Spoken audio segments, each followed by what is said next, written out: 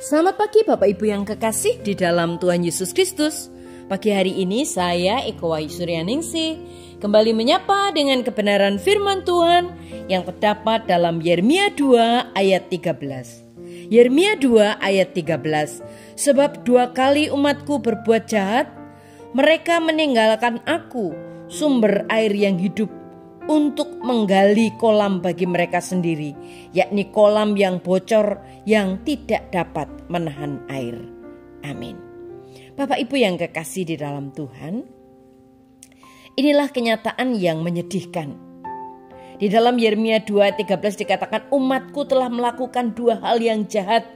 Mereka telah meninggalkan aku, sumber air hidup, dan mereka telah menggali bagi diri mereka sendiri kolam yang retak, kolam yang bocor, yang tidak dapat menampung air sama sekali.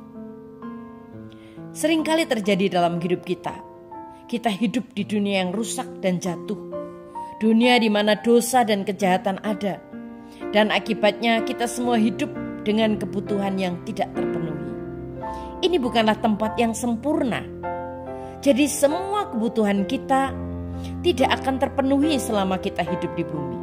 Kita memiliki kebutuhan hubungan, kebutuhan fisik, kebutuhan perasaan, kebutuhan keuangan, dan kebutuhan rohani yang tidak terpenuhi. Kita memiliki kebutuhan untuk dikenal, dipahami, dan dikasihi. Wajar jika kita ingin kebutuhan kita terpenuhi. Tetapi hal terakhir yang harus kita lakukan adalah mencoba memenuhinya dengan cara kita sendiri dan bukannya mempercayai Tuhan. Ketika kita berpikir kita dapat memenuhi semua kebutuhan kita lebih daripada apa yang Tuhan sediakan bagi kita, hal itu menyebabkan hati kita hancur, impian yang hancur, tubuh yang hancur, dan bahkan janji yang diingkari. Tuhan berfirman di dalam Yeremia 2 ayat 13, umatku telah melakukan 2 hal yang jahat. Bapak Ibu yang kekasih di dalam Tuhan, umat Israel mereka meninggalkan Tuhan, sumber air hidup. Mereka juga menggali kolam bagi diri mereka sendiri, tetapi kolam yang rusak, kolam yang tidak bisa menampung air. Waduk adalah lubang yang digali ke dalam tanah untuk menyimpan air. Di dalam sumur kita memiliki air yang keluar dari tanah. Namun waduk tidak terhubung dengan sumber air. Jadi kita harus terus-menerus mengisinya dengan air. Seiring waktu air bocor ke tanah dan waduk menjadi kering. Akhirnya kehabisan air.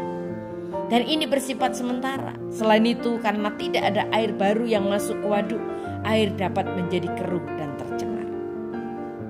Tuhan berkata bahwa ketika kita mencoba memenuhi kebutuhan kita dengan cara kita sendiri, itu seperti mencoba menyimpan air bersih di dalam tangki yang retak, di dalam tempat air yang retak, di dalam bak yang retak.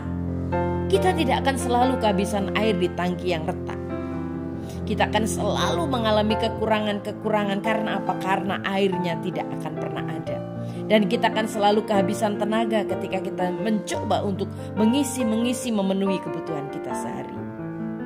Dalam kitab Injil Yohanes, Tuhan Yesus menyebutkan dirinya sebagai air hidup. Dia berkata di dalam Yohanes 7 ayat 38, siapapun yang percaya kepadaku seperti yang dikatakan oleh firman Tuhan, sungai air hidup akan mengalir dalam diri mereka.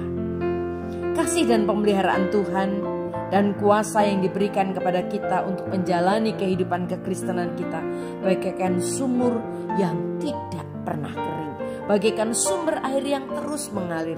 Ketika kita percaya kepadanya, Dia akan memenuhi kebutuhan kita dengan cara yang terbaik dan pada waktu yang tepat.